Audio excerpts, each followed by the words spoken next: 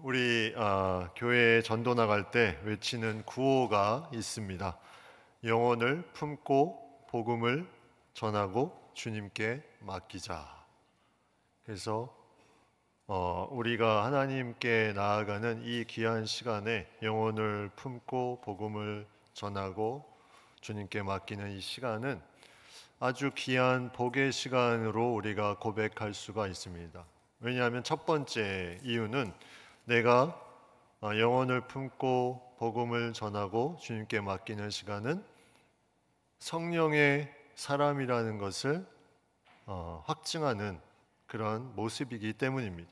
주님과 동행하는 사람이다.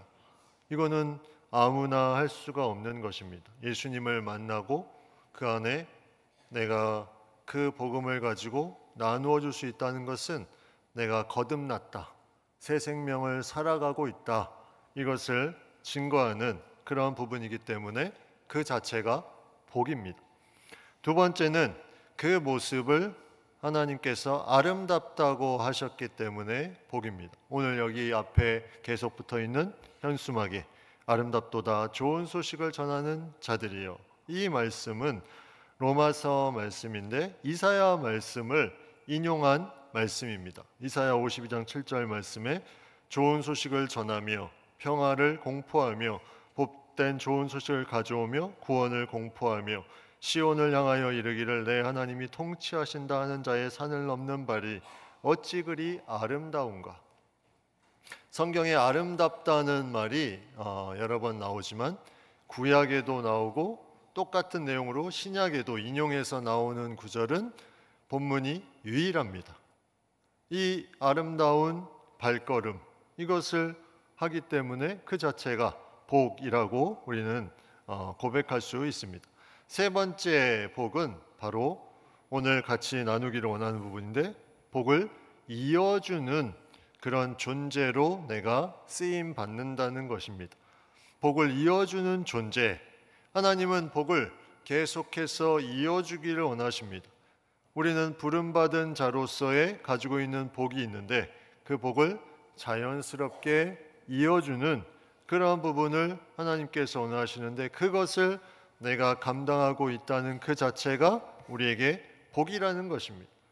이거를 잘 이어주고 계속해서 전달해주고 하는 부분들이 우리 자체 이미 복받은 모습임을 우리는 드러내고 있는 것이라는 거죠. 오늘 말씀은 베드로가 마지막으로 말하노니라고 시작하면서 말합니다. 이 서신은 5장까지 있지만 이 서신의 마지막 부분을 얘기하는 것이 아니라 베드로가 권면하고 무언가 중요한 말을 하는 마지막 부분임을 우리가 여기서 볼 수 있습니다. 마지막으로 말하노니 너희가 다, 한 사람도 예외 없이 너희가 다 이것을 해라. 5가지를 말하고 있습니다. 첫 번째가 마음을 같이하여, 두 번째가 동정하며, 세 번째가 형제를 사랑하며, 네 번째가 불쌍히 여기며, 다섯 번째가 겸손하며. 이 5가지를 계속해서 가지고 나아가라, 이 얘기를 하고 있습니다. 이 5가지는 근데 중요하게도 어떠한 동작을 말하는 것이 아닙니다. 동작이 아니라 그 언어를 보면 형용사로 되어 있어서 다 상태적인 내용을 가지고 있습니다. 마음을 같이하는 상태, 동정하는 상태, 형제를 사랑하는 상태, 불쌍히 여기는 상태, 또 겸손한 상태. 이러한 모습으로 계속해서 나아가라고 권면하고 있습니다. 이거는 일시적인 것이 아니라 우리 자신이 계속해서 이러한 모습으로 변화되는 거죠. 마지막으로 권면하면서 강조하는 부분들이 이러한 상태가 되기를 원하는 부분들이 이 가운데 베드로의 마음이 담겨 있습니다. 하나하나씩 살펴보면 첫 번째가 마음을 같이 하는 것입니다. 마음을 같이 한다는 것은 누군가 기뻐할 때 함께 기뻐하고 슬퍼할 때 함께 슬퍼하는 부분을 생각해 볼 수가 있습니다. 로마서 12장 15절 16절 말씀에 즐거워하는 자들과 함께 즐거워하고 우는 자들과 함께 울라. 서로 마음을 같이하며 높은 데 마음을 두지 말고 도리어 낮은 데 처하며 스스로 지혜 있는 채 하지 말라. 서로 마음을 같이 하며 높은 데 마음을 두지 말고 낮은 데 처하며, 이렇게 성경은 말씀하고 있습니다. 우리가 같은 마음으로 무언가를 나눠줄 때 그것을 잘 받을 수가 있습니다. 우리는 복을 이어줄 때 같은 마음을 가지고 내가 낮아질 수 있을 때 이것을 잘 이어줄 수 있습니다. 예수님께서 그렇게 하셨습니다. 예수님은 우리의 삶에 낮아지셔서 이 땅에 오셨습니다.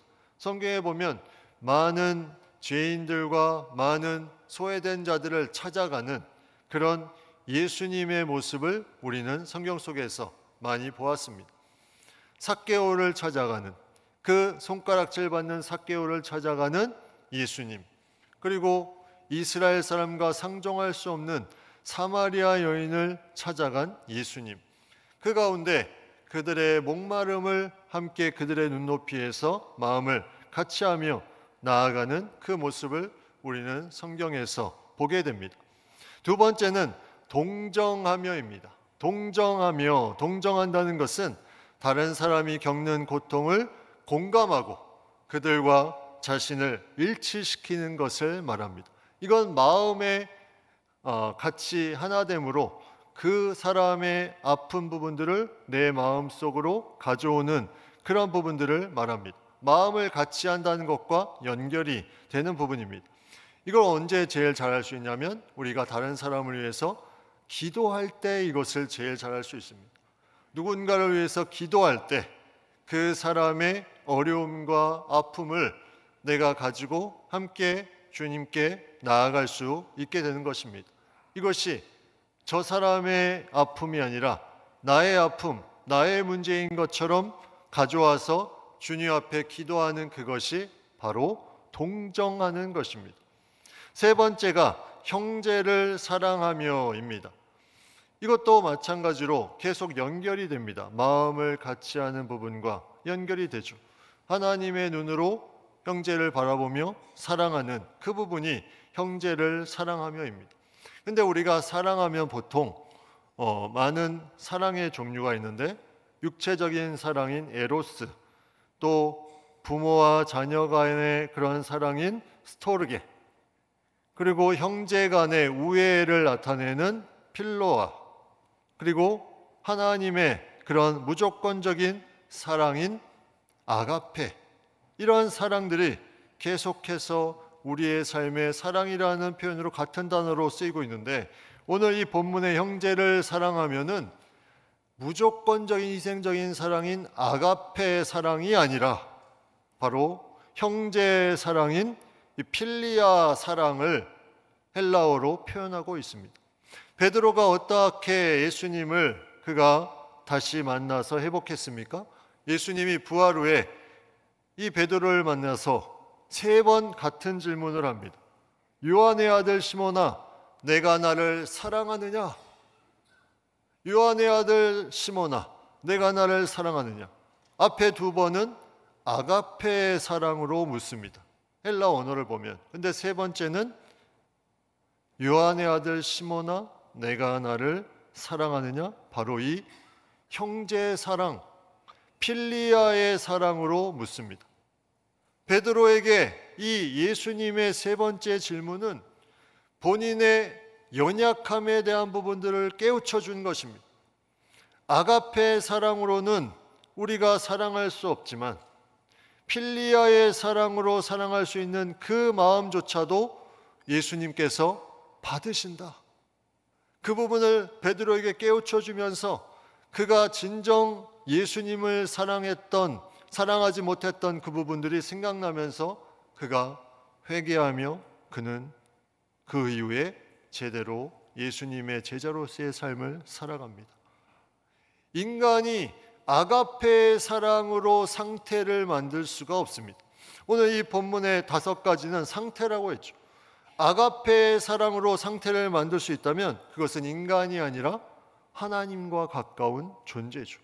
인간은 연약함이 있기 때문에 아가페의 사랑이 아닌 필리아의 사랑으로 그 정도까지만 상태를 만들고 있습니다. 이 자체도 쉬운 것은 아니지만 거기까지 상태를 만들 수 있다는 것이, 그 자체도 예수님께서 받으신다는 것을 베드로가 깨닫고 형제를 필리아로 사랑하며 이렇게 권면하고 있습니다. 그 다음에 나오는 것이 바로 불쌍히 여기며입니다. 불쌍히 여기는 것은 동정하는 그 마음을, 그 사람에게 필요한 부분을 채워주는 것입니다. 뭔가 필요한 부분이 느껴지면 마음을 같이 하는 것에 넘어서 그 사람과 채워주는 그 부분이 바로 불쌍히 여기며에 대한 부분입니다.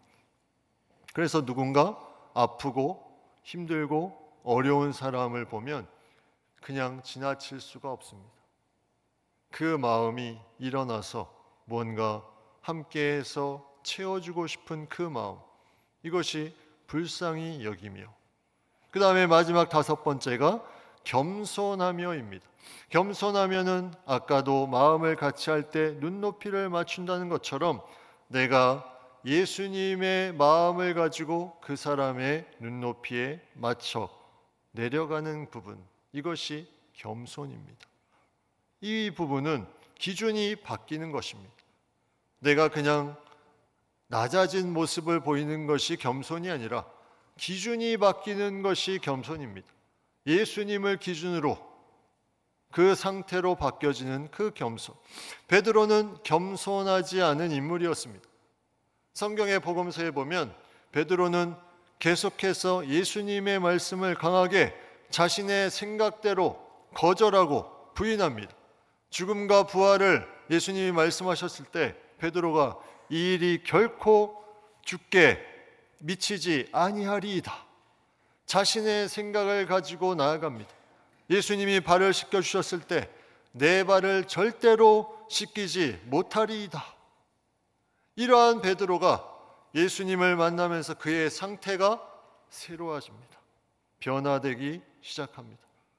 이 5가지의 형용사는 상태를 말하며 또 분리될 수 없는 그런 부분으로 우리에게 다가오고, 이것은 우리 서로에게도 해당되지만 우리가 외부의 사람에게도 해당되는 우리의 모습임을 생각해 볼 수가 있습니다. 근데 여기서 한 가지가 더 나옵니다. 9절 말씀에 악을 악으로 욕을 욕으로 갚지 말고 도리어 복을 빌라. 복을 빌라, 이 단어는 앞에 5가지의 상태 형용사와는 다르게 동사입니다. 우리가 필리아의 사랑의 상태는 될 수 있지만 아가페의 사랑의 상태는 되기가 불가능할 정도로 어렵습니다. 그거는 하나님만이 가능한 것입니다. 그런데 그 상태는 될 수 없어도 의지적으로 할 수 있는 아가페의 사랑을 우리가 베풀 수 있는데, 바로 오늘 본문에 나오는 악을 악으로 욕을 욕으로 갚지 말고 도리어 복을 빌라. 이것이 우리의 상태가 되기에는 너무나 어렵습니다. 나에게 악을 대하는 사람을 계속 악으로 대하지 않는 상태, 욕하는 사람을 욕하지 않는 상태가 되기에는 인간으로서 너무나 어렵지만, 그러나 이것을 가지고 우리가 의지적으로 복을 빌어줄 수는 있다는 것이, 이게 너무나 중요합니다. 하나님이 주신 귀한 마음을 가지고 내 상태로 만들 수는 없을지라도 그 마음을 가지고 의지적으로 복을 빌어주는 것을 통해서 하나님께 영광을 돌릴 수 있는 것, 이것이 아름다운 삶의 모습임을 우리가 생각해 보게 됩니다. 그런데 이 모든 것에 중요한 이유가 있습니다. 그게 오늘 말씀 9절 하반부에 이렇게 나옵니다. 이를 위하여 너희가 부르심을 받았으니 이는 복을 이어받게 하려 하심이라. 이를 위하여 너희가 부르심을 받았다. 앞에 나오는 마음을 같이 하고 또 동정하고 또 함께 형제를 사랑하며 불쌍히 여기며 겸손하며 악으로 대하는 사람, 욕하는 사람, 이 사람들에게 복을 빌어주는 이것을 위해서 부르심을 받았다. 여러분, 이것이 감당이 됩니까? 그런데 부르심을 받은 것이 이렇게 함으로 말미암아 복을 이어주는 그 역할을 하는 존재가 바로 우리의 모습이라는 것입니다. 주변 사람에게 교회에 나오십시오. 예수님 믿으십시오. 예수님 믿어야 천국에 갑니다. 말을 하면서 나아갑니다. 이 과정으로 이러한 마음을 가지고 실천해 나아갑니다. 그런데 거절도 많이 당하죠. 누군가는 정말 마음을 아프게 하는 말도 합니다. 상처를 줍니다. 일정이 있다. 가봤는데 별거 없다. 왜 굳이 교회를 가야 되느냐? 응답조차 하지 않는 많은 사람도 만나게 됩니다. 많은 어려움을, 많은 거절감을 받게 됩니다. 그래도 그러한 모습이 있을지라도 복을 이어받게 하는 모습이 있었다면 잘하신 것입니다. 너무나 잘하신 것입니다. 그분들이 아직 때가 아니지만 그렇게 하는 것이 복을 이어받게 하는 것임을, 우리가 부름받은 존재로서 해야 되는 것임을 성경은 분명하게 말씀하고 있습니다. 그래서 그들을 볼 때 우리가 이어주는 복을 받을 사람이다, 이렇게 생각하면 됩니다. 우리가 이어주는 복을 받을 사람, 예수님께서 계속해서 이 복을 이어주기 위해서 하나님의 말씀을 전하며 또 함께하며 고치며 가르치며 나아가시는 부분들이 성경에 나타나 있습니다. 십자가에 달려 돌아가실 때까지 저들의 죄를 사하여 주옵소서. 계속해서 복을 이어주기 위해서 안타까워하는 그 마음을 우리는 성경에서 볼 수가 있습니다. 우리가 성경의 모습들을 보면 이렇게 복을 이어주는 부분들이 많이 나타납니다. 우리도 그 복으로 여기까지 왔습니다.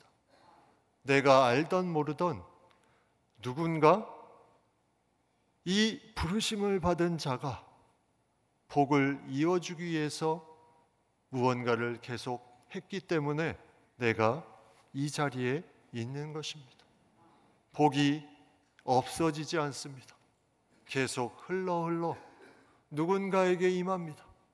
내가 이러한 상태와 또 복을 빌어주는 그 의지적인 마음이 있으면 이것이 흘러서 많은 사람에게, 본인이 알지 못하는 그런 사람에게도, 그 사람이 내가 어디서 이러한 부분으로 복을 받는지도 정확히 모를지라도 그 복은 흘러가게 된다는 것입니다. 이것이 너무나 아름다운 모습이죠. 우리는 이처럼 복을 이어주는 권세를 가진 존재입니다. 내 힘으로 하는 것이 아니라 복받은 자의, 하나님께서 주신 권세가, 부름받은 자의 이 권세가 복을 이어주는 자로 우리를 부르셨다는 것입니다.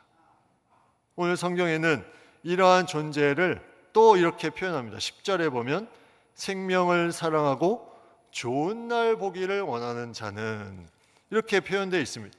생명을 사랑하고 좋은 날 보기를 원하는 자. 이 말씀은 이사야 34장 12절을 인용한 말씀인데 거기에 이렇게 되어 있습니다. 이사야 34장 12절에 생명을 사모하고 연수를 사랑하여 복받기를 원하는 사람이 누구뇨? 생명을 사모하고 연수를 사랑하여, 오늘 본문에는 생명을 사랑하고 좋은 날 보기를 원하는 자, 이 자가 복받는 자임을 말씀하고 있습니다. 다시 말하면 복을 이어주는 그 사람은 생명을 사랑하는 것인데, 이것은 나의 생명을 계속해서 영원한 생명을 이어질 것을 소망하며 귀하게 여기는 것을 말합니다. 좋은 날 보기를 원하는 것은 내가 이 복이 아름답게 이어지며 마지막 때에 이것이 완성될 것을 궁극적으로 소망하는 그 부분을 말하고 있습니다. 이것을 마음에 가지고 나아가면 그 사람은 복받기를 원하는 사람이다. 복받는 길이다. 우리가 예수님 안에 이 부분을 가지고 복을 흘려줌이, 예수님을 만남이, 그것이 복이라는 거죠. 그것이 가장 큰 복임을 성경은 우리에게 말씀해 주고 있습니다. 제가 1부 때는 언급하지 못했는데 오늘 2부 때는 특별히 저 뒤에 제 친구들이 와 있습니다. 네. 근데 그 두 친구가 초등학교, 중학교, 한 명은 별명이 구데기, 한 명은 길자, 5명이 계속 뭉쳐 다녔는데 그 중에 한 명은 몇 년 전에 세상을 떠났고, 이제 그 중에 둘이 아마 제가 목회하고 처음 같이 예배당에 있는 것 같아요. 근데 그 5명 중에 믿는 사람이 3사람이 있었습니다. 근데 오늘 둘 중에 둘이 왔는데 한 친구가 믿음이 없어요.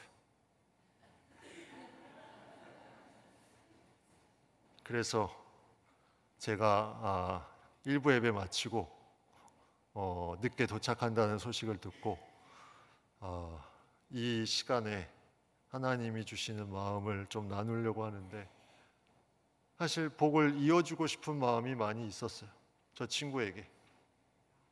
근데 제가 예전에 쓴 대학교 때 그 전도 그 카드가 지금 우리 작전 카드처럼 있는데 지금도 가지고 있습니다. 제일 앞에 이름이 저 친구였어요.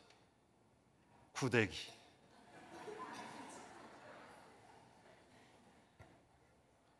친구야, 성훈이 다시 만나고 싶지 않니? 예수님 믿어야 다시 만날 수 있다.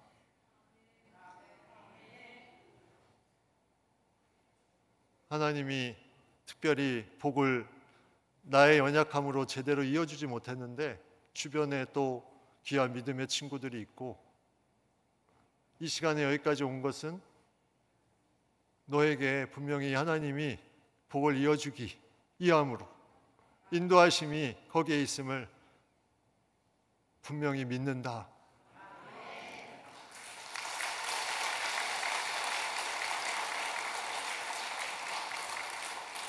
근데 너무 오래 있지는 마라. 나의 과거가 다 드러나니까 잠깐 있다가 빨리 가야 된다. 네, 저희가 어릴 때 여러 가지를 했습니다. 아마 제가 그걸 다 얘기하면 여러분 아마 시험에 들 수도 있을 정도로. 아무튼 너무나 귀한 친구가 와서 저는 개인적으로 너무나 기쁘고 감사합니다. 우리가 이렇게 복을 이어주는 부분으로 함께 예수님을 만나는 그 놀라운 복으로 또 그 복을 다른 사람에게 이어줄 수 있다면 이것이 얼마나 귀한 것입니까? 우리가 그러한 마음으로 행복 나눔 잔치를 함께 기도하며 준비하고 있습니다. 여러분, 이 마음을 가지고 계속 달려오신 길 너무나 수고를 많이 하셨습니다. 잘 달려오셨습니다. 복을 이어주기 위해서 힘쓴 여러분을 정말 사랑하고 축복합니다. 그 마음을 하나님께서 놀라운 복으로 채우실 줄 믿습니다. 제가 지난주에 한 그림을 봤는데 한 화가의 그림입니다. 프랑스 화가 에밀 르누프라는 사람이 그린 그림입니다. 요즘엔 AI 그림이 너무 많아서 진짜 가짜를 구분하지 못하는, 이건 진짜입니다. 예, 이분이 그린 그림 돕는 손이라는 그림입니다. 여기에 두 인물이 나오는데 한 인물은 어린 소녀, 또 한 인물은 나이가 지긋한 노인입니다. 이 소녀가 무언가 아주 진지하게 집중하면서 노를 저으려고 손을 노에 올려놨습니다. 근데 그 옆에 있는 노인의 모습은 사뭇 다릅니다. 이 소녀의 그 모습을 보시고 아름다운 미소로 지그시 쳐다보고 계십니다. 이 배를 실제로 앞으로 가게 하는 분은 누구일까요? 바로 저 노인이십니다. 우리가 하나님과의 관계를 이 그림 속에서 생각해 봤습니다.